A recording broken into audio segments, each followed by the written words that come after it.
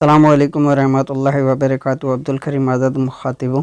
اگر آپ مادہ منویہ کے پتلا پن کی وجہ سے پریشان ہیں، مسائل کا شکار ہیں، تو آپ ایسا کیجئے کہ 5 تا 7 دانے بادام کے لے کر اور عصر کے وقت اس کو اچھی طرح چبا لیجئے، بالکل اچھی طرح چبائیں تاکہ یہ منہ کے اندر دودھ کی طرح بن جائے، تو پھر اس کو نگل لیں اور اوپر چاہیں تو دودھ بھی استعمال کر سکتے ہیں۔ تو روزانہ مسلسل اس طرح استعمال کیجئے، کم و بیش 1 ماہ تک مسلسل استعمال کیجئے، تو اس کے استعمال سے مادہ منویہ پیدا بھی ہوگا اور گاڑھا بھی ہوگا۔